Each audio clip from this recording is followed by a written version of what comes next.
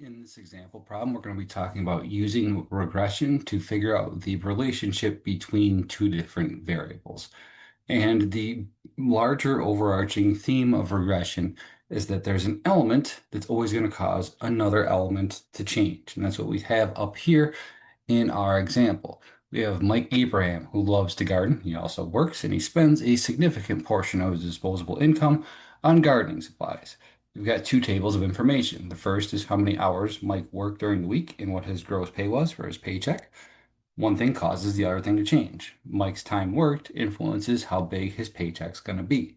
The other table that we have is about Mike's passion for gardening, the quantity of fertilizer that he used on each one of his tomato plants versus how many tomatoes that plant yielded. And here we have the same thing going on. One element causes the other element to change. A well-fertilized plant should yield more tomatoes than one that was less fertilized. So we can use regression to explain the association or the relationship between time worked and paycheck, or over here, fertilizer used in tomatoes yielded. These are written here in scatter plot form. And a scatter plot is basically just finding every ordered pair, if you will, and making a dot for it on a graph. So I'll do the tomatoes one over here. We've got the first plant had 3.5 tablespoons of fertilizer used and yielded 63 tomatoes. Well, he's right there. That's the dot that we start with over here. So in a scatter plot, you just dot all of the different data points, the ordered pairs that you have, and then you try to reasonably draw a straight line through the middle of them. So for Mike's earnings, we see that as his hours worked went up, Mike's gross pay went up. For tomatoes yielded, we see as the quantity of fertilizer used increased, so did the yield of the tomatoes. We are asked to describe the association from these graphs. Well, this graph right here is for Mike's earnings, and that relationship is pretty straightforward. Mike's hours worked definitely have an influence on Mike's gross pay.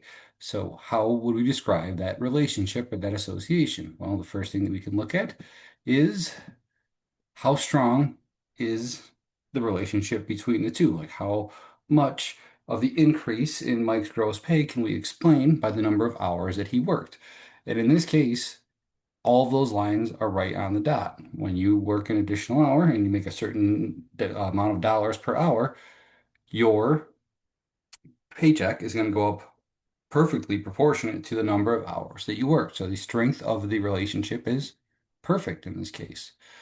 The second way that we're going to describe this is how does Y change when X changes? And when X increases, in this case, when hours worked increases, how does Y change or his gross pay? Well, it goes up, and that is a positive relationship. So in a positive relationship, when X goes up, Y goes up. If this were a negative relationship, when X goes up, Y would go down. Well, we have a positive relationship. And then that is most definitely a straight line. There's no U going on here in either direction. There's not a spot where it increases rapidly and stabilizes off, or it increases slowly before it grows exponentially. We don't have any weird shapes. This is a linear relationship. So we would describe the relationship between Mike's hours worked and his gross pay as a perfect positive linear relationship. We are asked below to figure out what is the average amount of hours that Mike worked during the week and what was his average weekly gross pay. We can use Excel's average function to do so. So for this answer right here, I'm going to say this is equal to the average of the information we have about how many hours Mike worked each week for this 12-week period, are all of these numbers over here in column B. And when I go through and close that parenthesis and hit enter, it tells me that on average over this 12-week span, Mike worked 36.167, or if you will, 1/6 of an hour. What was his average pay during that time period? Well, we can use the average function once again, this time finding the average of all the gross pay values that we have in that 12-week period.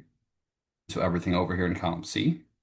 Go down, close the parenthesis, hit enter, and we get 904. So putting them together, on average, Mike worked just over 36 hours a week, and his average paycheck for this 12-week period was about $904. We are asked to determine what is the correlation coefficient for between Mike's hours worked and his gross pay. And the correlation coefficient is a measure of how closely all the data points you have fit a straight line. To do it by hand is incredibly painful. I'm going to do it once just to show how to do so. And the first thing that we're going to need to figure out over here is the square deviation from mean from both of our different variables that we have, the x variable and the y variable, as well as the product of all deviations. So let's start by bringing down our data. We have our independent data points, the thing that makes y change, in this case our x, and our dependent data point, the thing that changes because of x, which would be y. So we need to bring down our values for hours worked, the independent data point, and gross pay, the dependent data point. And I'm just going to copy and paste this information from up above, Control C and Control V. And now we've got to figure out how far away is each one of these data points from the mean of our x. In this case, how far was each one of these hours worked per week away from the 36.167 hours per week that Mike worked on average? So for all of these, all I'm going to do is find the difference between what he had here. 40 is the first week, minus, I'll click on this one, I guess, what his average weekly hours worked was. And in this case, in week one, where he worked 40 hours per in that week, that was 3.833 hours more than average. For the second one, we'll do the same thing. 40 minus that 36.167, also going to be 3.833. And then for week three, he only worked 32 hours. That was less than his 36.167 average. In fact, it was 4.167 hours below that. To speed up this process, what you can always do is use absolute references in Excel to be your friend. Anything where you want it to change, don't make it absolute. Anytime you want to keep referencing the same exact cell, you make it absolute by hitting the F4 key and putting dollar signs around it. So in this formula right here, when I get down to the next line, I want this to be 28, but I still want to always reference this 36.167. So I'm going to go through real fast, make that absolute. And now I can just drag the fill handle down in the corner and it fills in all of my numbers. So the 28 hours that Mike worked in week four was 8.167 below his 36.167 average. When he worked 40 hours in week five, that was 3.833 above his 36.167 average, etc., etc. Let's do the same thing for our deviation from mean for our y variable. So for each one of these weeks, I'm going to take what his gross pay was for that week, listed over here in column B, and I'm going to subtract out that $904 per week average that we determined Mike had over this 12-week period. And I'll use the fill handle to be my friend here as well. For the first one, I'm going to say it's equal to this $1,000 that he makes, and I want that to change when I fill handle, so I'll just leave it as is, minus that 904 he made on average, which I want to make absolute because I'm always going to be referencing that same cell. And in week one, that $1,000 that he made was $96 above his $904 average. In week two, that $1,000 he made again was also $96 above his $904 average. In week three, when he only made 800 bucks, that was $104 below his $904 average, and so on and so forth. So I can fill handle to bring this in, and we get how far his paycheck each week was away from that average that he had. The next table, next column in this table, is asking us for a product of our deviations. And our product of our deviations is basically just taking the deviation from mean for each x variable and multiplying it by the accompanying y variable's deviation from mean. Or don't overthink it, this times this. So I'm going to say that here this is equal to that 3.833 times that 96. And I come up with this big old number. I can do the same thing down here for the next one. 3.833 times 96. And that comes out to 367.361 again. And when in this column, I'm just going to keep doing the same thing all the way down because I want both the, I'll say the blue entry and the red entry to change, to slide down one row every single time I do this. I don't want to make anything absolute. Once I have the formula in once, I can just fill handle, fill in everything, and there we go. We have the product of deviations for all 12 of our pairs of data. Now I need to go through and find the independent variable square deviation from mean, and that is this column, the independent variable's deviation from mean. squared. So all I have to do is say this is equal to whatever number we had as the variable, the deviation from mean for the independent variable, squared to the power of 2. And 3.833 squared is 14.694. I can do the same thing one more time. 3.833 times, I'm sorry, to the power of 2. And that's also 14.694. And when you type something into a formula, like I typed to the power of 2 in here, when you fill handle, it automatically keeps it. It only changes the colored cell references. So all I'm going to keep doing is just taking whatever number is in this column and squaring it, which means I can just fill handle the rest of the way down.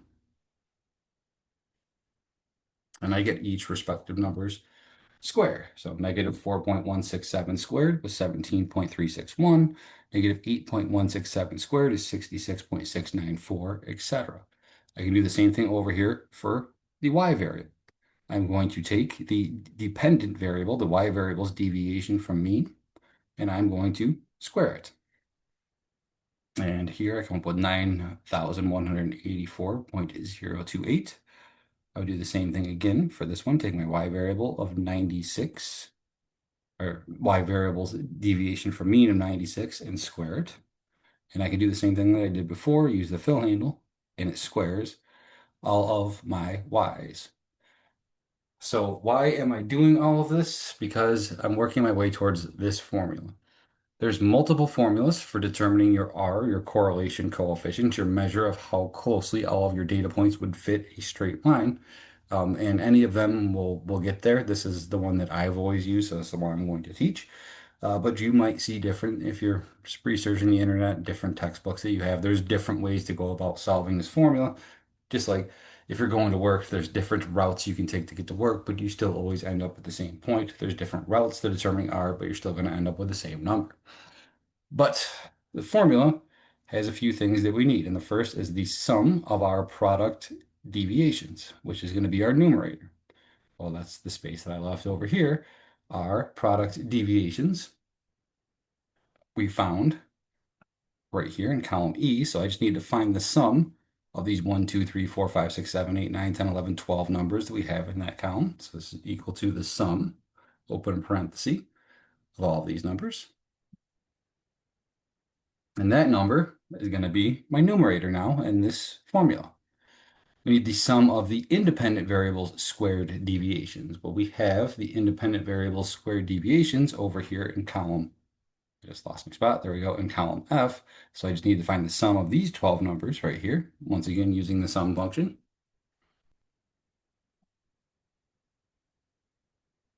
And those numbers sum up to 195.667, and that represents this over here, the left side, if you will, of our denominator is the sum of each x points difference from the mean of x squared.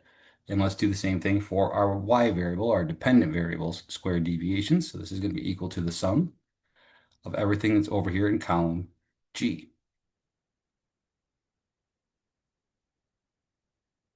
And that comes up to 122,291.667. So these three components are the three components of our R formula. We have our sum of product deviations, the numerator, the sum of independent variables square deviations, the left side of the denominator, and the sum of dependent variable square deviations, the right side of the denominator. And now I can just go through and finish this formula to figure out what the correlation coefficient is. So this is going to be equal to, I can click in the cell perfectly, equal to our numerator divided by, and this thing starts off with a square root on the bottom, so SQRT,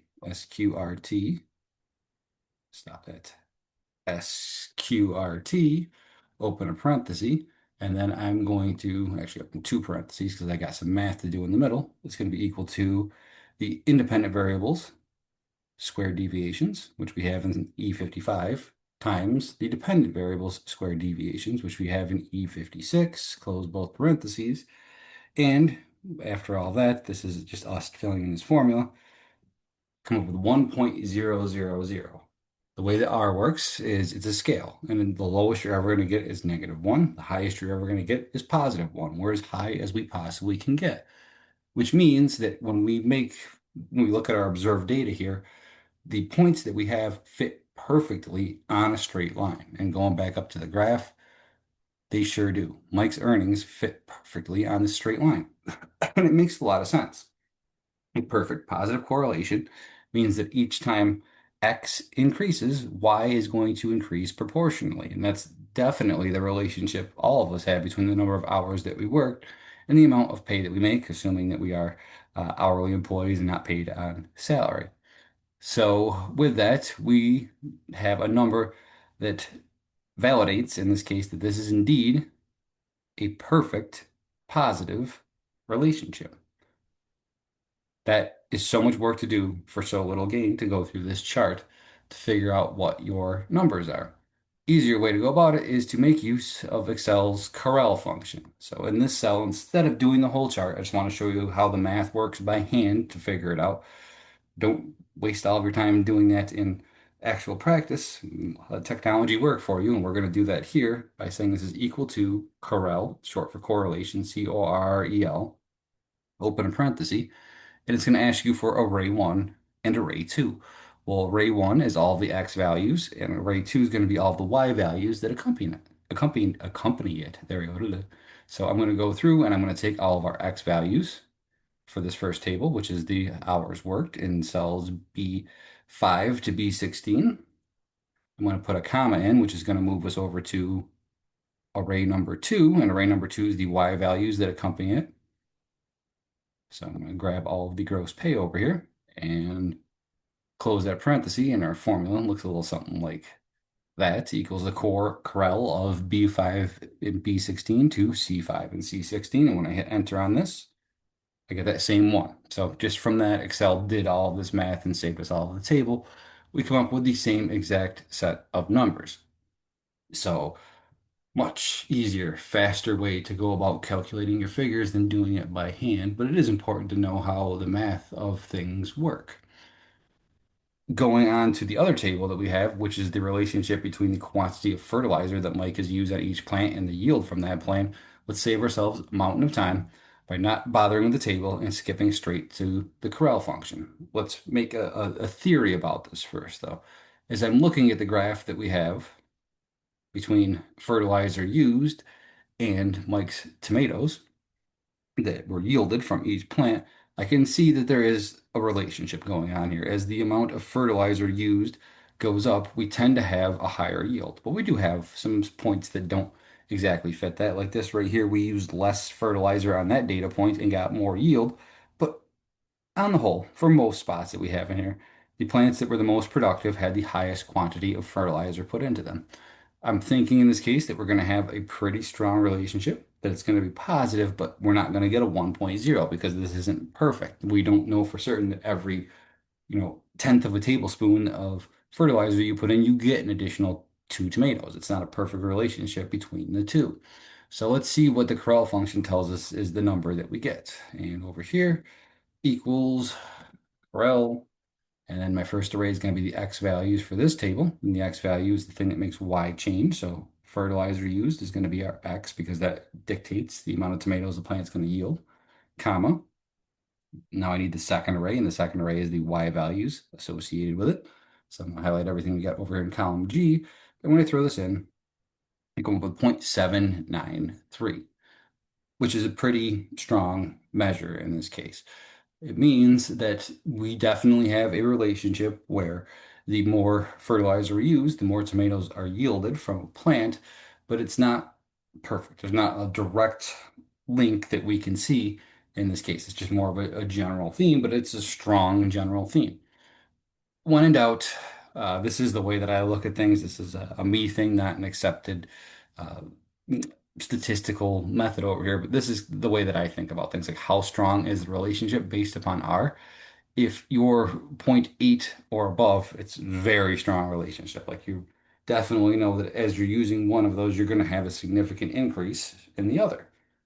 The lower that you get, while it's still positive, it still remains pretty strong. If you're somewhere around 0.5, that's the middle, it's moderate. And if you get below that, it's weak. And then negative, it's the same thing, just on the different end of the spectrum. The closer you are to -1, the stronger your relationship is. And as you go down, it gets to be a weaker correlation between the two. So our number, 0.793, is right here. It's like the very top of fairly strong that we could possibly have. If you wanted to fudge the numbers a little bit, you could even say that it was very strong. We do have a strong relationship. So both of those have the word strong in it. I'm going to say that the yield of tomatoes has a strong, it's positive because our R is a positive number, positive, and this is still pretty close to a line, linear relationship between the yield that we have and the quantity of fertilizer that got used.